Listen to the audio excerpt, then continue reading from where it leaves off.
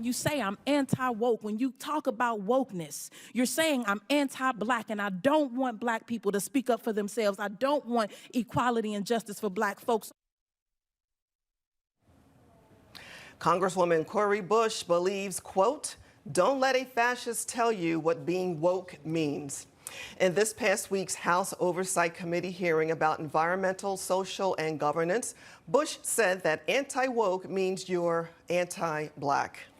But of course, let's welcome in Diante Johnson, founder of the Black Conservative Movement and a Project 21 member.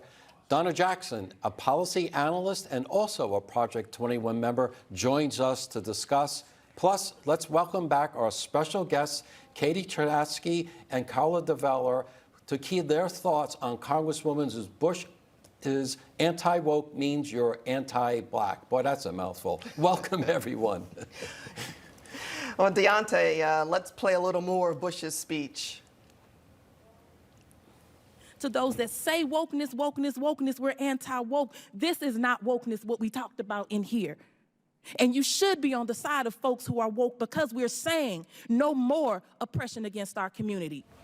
So whatever else is being thrown around, unless you are saying I'm racist, white supremacist, and I'm bigoted, stop talking about wokeness.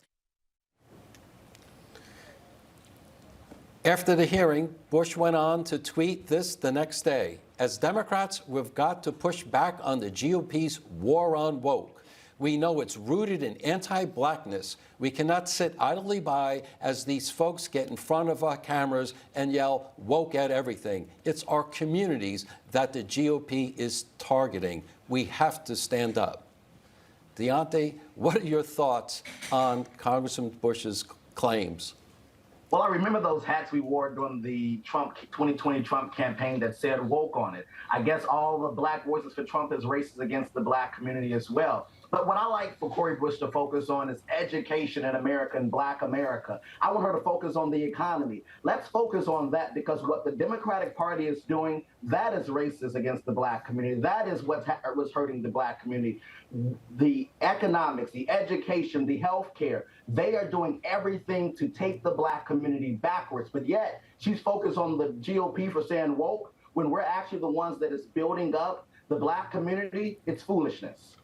And Diante and Donna, it's great to see both of you. Donna, what is your reaction to all of Bush's statements about anti-woke, meaning you're anti-black? Well, I wonder which elite white liberal told her to say that. I mean, this is a woman whose district, St. Louis, was named the most violent city in America, beating out Los Angeles, Chicago, and New York.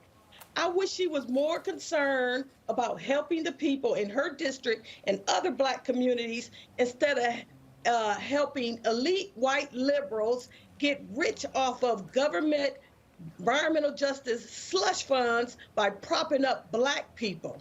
She's so out of touch. And this is just another way of proving that. If, green canopies and solar panels are not the priority of black Americans, just like Dante said. And Katie, where do you weigh in on this? Well, wokeness has no definition, but for all intents and purposes, it's anti-meritocracy. So you want to focus on identity politics, and anybody that doesn't agree with that, you're going to call them racist. That's a cheap shot. That's all this is.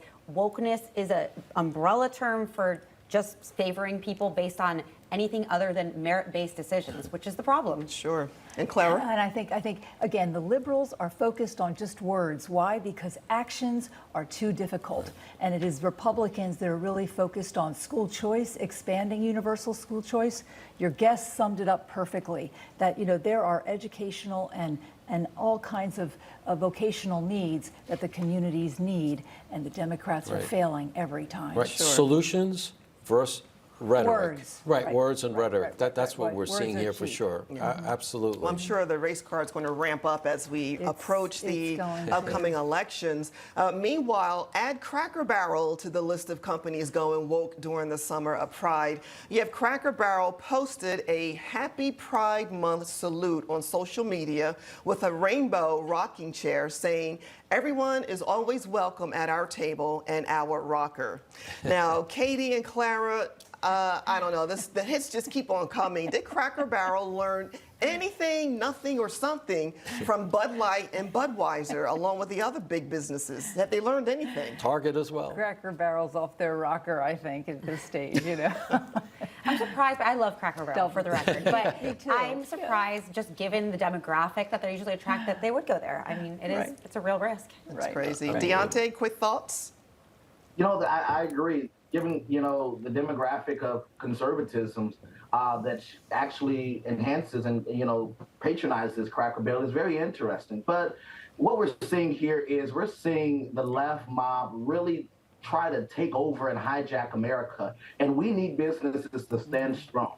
We need them to stand strong. We need them to focus Diante, on... I hate to cut you off, but thanks everyone for that great discussion.